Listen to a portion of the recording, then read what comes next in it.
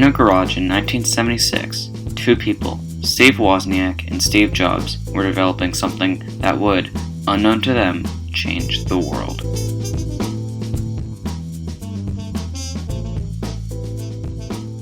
Steve Wozniak was an electronics engineer and computer programmer, and Steve Jobs was an inventor and business magnate.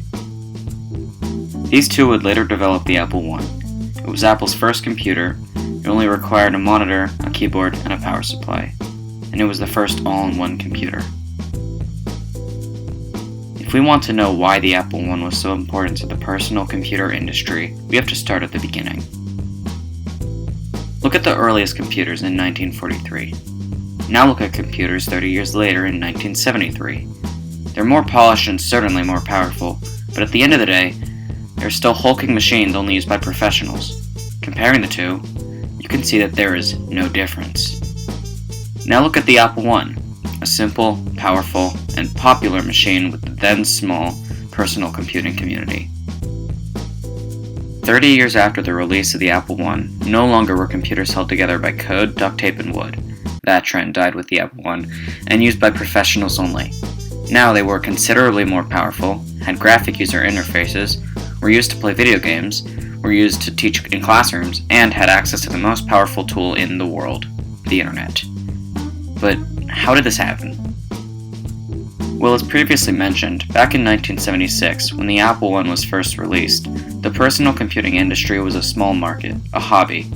But when Apple's second computer, the Apple II, released a more powerful version of the Apple I, it immediately broke into the spotlight, bringing personal computing into everyone's homes.